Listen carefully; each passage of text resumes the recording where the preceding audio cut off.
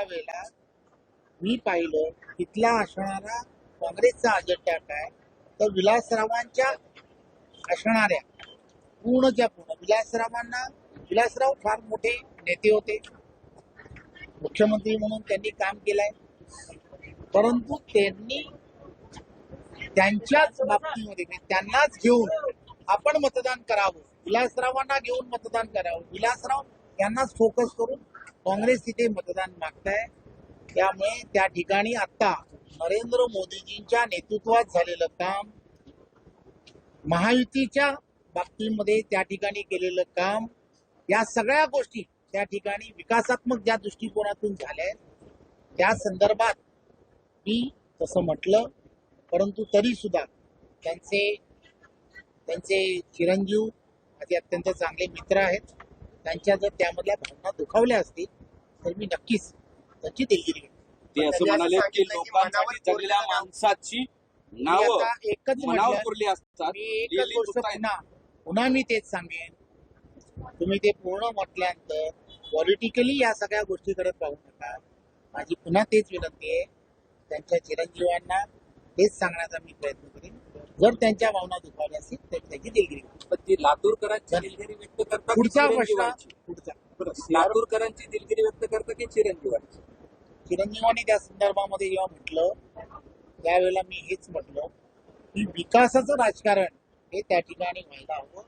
नरेंद्र मोदीजी आणि देवेंद्रजींच्या नेतृत्वामध्ये लातूरकरांनी त्या ठिकाणी डेव्हलपमेंटला प्राधान्य दिलं पाहिजे, हे फार महत्वाचं आहे. केंद्रीय मंत्री पाटील असं म्हणाले की शिवाजी महाराज हे पाटीदार समाजाचे होते असं त्यांनी दावा केलेला आहे. मी आज छत्रपती संभाजीनगर या भागामध्ये इथल्या असणाऱ्या नागरी सुविधांच्या संदर्भात एवढं एक उत्तर द्या. या इथल्या असणाऱ्या नागरी सुविधा या अतिशय गतिमान पद्धतीने हे कोण देऊ शकतं, तर ते फक्त न फक्त केंद्रातलं नरेंद्र मोदीजींच्या नेतृत्वातलं सरकार आणि राज्यामधलं असणारं देवेंद्रजींच्या नेतृत्वातलं महायुतीचं सरकार देऊ शकतं. त्यामुळे छत्रपती संभाजी नगर मधील सर्व मतदारांना मी विनंती करायला आलो आहे की आपलं मतदान हे भारतीय जनता पार्टी कमळ या चिन्हासमोर द्यावं. धन्यवाद.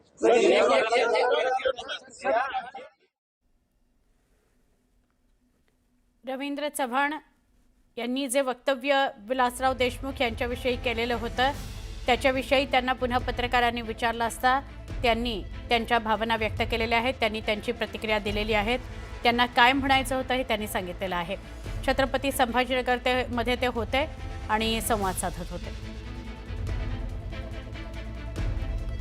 भाजप कार्यकर्त्याचा उत्साह बघता लातूरमधून विलासराव देशमुख यांच्या आठवणी पुसल्या जातील यात शंका नाही, असं विधान केलं होतं भाजपचे प्रदेशाध्यक्ष रवींद्र चव्हाण यांनी.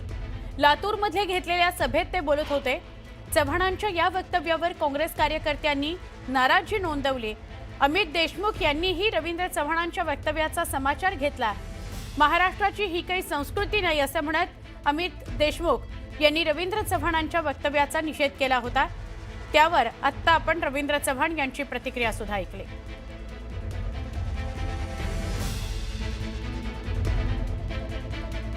आपल्या सर्वांचा उत्साह बघितल्यानंतर लक्षात येत आहे की 100% विलासरावांच्या आठवणी या शहरातून नक्कीच पुसल्या जातील यात काही शंका नाही.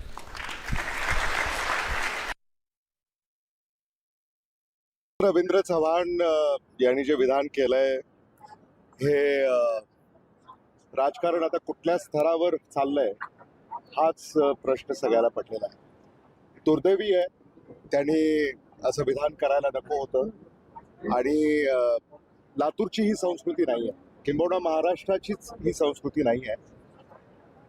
या विधानाचा मी निषेध करतो आणि त्याचा निषेध सर्वत्र होतोय अशी माझी माहिती आहे.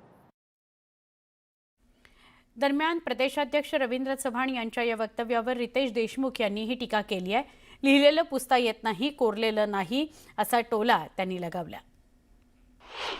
दोन्ही हात वर करून सांगतो, लोकांसाठी जगलेल्या माणसांची नावं मनावर कोरलेली असतात.